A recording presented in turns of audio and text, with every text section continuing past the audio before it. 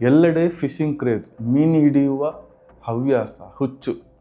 ಕಡಲಾಗಲಿ, ಹೊಳೆ ಆಗಲಿ, ನದಿ ಆಗಲಿ, ಸಣ್ಣ ನಾಲೆ ಆಗಲಿ, ತೋಡಾಗಲಿ, ಎಲ್ರಿಗೂ ಅಲ್ಲಿ ಹೋಗಿ ಮೀನು ಹಿಡಿಬೇಕು.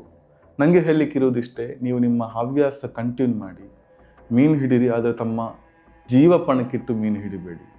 ಸಾಹಸಮಯಿ, ವನ್ಯಜೀವಿ ಸಂರಕ್ಷಕ. ಎಲ್ರಿಗೂ ಗೊತ್ತಿರ್ಬೋದು, ಸ್ಟೀವ್ ಇರ್ವಿನ್ ಎಂಬ ಹೆಸರು ಕೇಳದೇ ಇರುವವರು ತುಂಬ ವಿರಳ.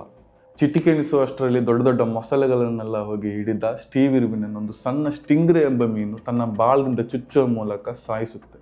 2006 ಸೆಪ್ಟೆಂಬರ್ 4 ಓಷಿಯನ್ ಡೆಡ್ಲಿಯೆಸ್ಟ್ ಎಂಬ ಒಂದು ಸಾಕ್ಷ್ಯಚಿತ್ರದ ಚಿತ್ರೀಕರಣದ ವೇಳೆ ಸ್ಟಿಂಗ್ರೆ ಎಂಬ ಮೀನು ತನ್ನ ಬಾಳದಿಂದ ಚುಚ್ಚಿದ್ದರಿಂದ ತೀವ್ರ ಗಾಯಗೊಂಡು ತನ್ನ ಪ್ರಾಣ ಬಿಟ್ಟ ಸ್ಟೀವ್ ಇರ್ವಿನ್. ನಾವೆಲ್ಲ ಮೀನು ಹಿಡಲಿಕ್ಕೆ ಒನ್ ಆಫ್ ದ ಇನ್ಸ್ಪೈರ್ ಅಂತಲೇ ಹೇಳ್ಬೋದು.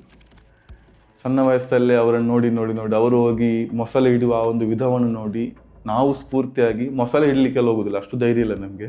ಆದರೆ ಮೀನು ಹಿಡ್ಲಿಕ್ಕೆ ಹೋಗುವಾಗ ನಮಗೆ ಸ್ಟೀವ್ ಇರ್ವಿನ್ ನೆನಪಾಗ್ತಾರೆ. ಇನ್ನೊಂದು 2-3 ತಿಂಗಳಲ್ಲಿ ಸ್ಟಿಂಗ್ರೆ ಮೀನಿನ ಸೀಸನ್ ಸ್ಟಾರ್ಟ್ ಆಗುತ್ತೆ. ಎಲ್ಲರೂ ಕಡಲ ಬಳಿ ಹೋಗಿ ಫಿಶಿಂಗ್ ರಾಡಿಗೆ ತಮ್ಮ ಯಾವುದೋ ಒಂದು ಕಟ್ ಬೈಟ್, ಬಂಗುಡೆ ಮೀನು ಅದನ್ನೆಲ್ಲ ಸಿಕ್ಕಿಸಿ ಬಿಸಾಡಿ ಸ್ಟಿಂಗ್ರೆಯನ್ನು ದಡಕ್ಕೆ ತರ್ತೇವೆ.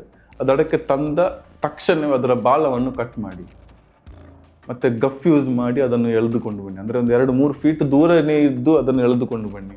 ತುಂಬ ಹತ್ತಿರ ಹೋಗಿ ಅದರ ಬಾಲದ ಹತ್ತಿರ ಹೋಗಿ ನಿಂತು ಅದನ್ನು ಎಳೆಯೋದಾಗಲಿ, ಅದನ್ನು ಹ್ಯಾಂಡಲ್ ಮಾಡೋದಾಗಲಿ ಮಾಡಬೇಡಿ. ಸೊ ಬಾಳದಿಂದ ದೂರ ಇರಿ, ಸೇಫ್ಟಿ ಆಗಿರಿ. ಯಾವುದೇ ಹವ್ಯಾಸ ಆಗಿರಲಿ, ಜೀವ ಪಣಕ್ಕಿಟ್ಟು ಬೇಡ. ಇವತ್ತು ಸಿಗದ ಮೀನು ನಾಳೆ ಸಿಗ್ಬೋದು, ನಾಳೆ ಸಿಗದ ಮೀನು ನಾಡಿದ್ದು ಸಿಗ್ಬೋದು. ಪ್ರಯತ್ನ ಬಿಡಬೇಡಿ, ಹವ್ಯಾಸಕ್ಕೋಸ್ಕರ ಪ್ರಾಣ ಬಿಡಬೇಡಿ. Curly craft signing out. ಬಾಯ್.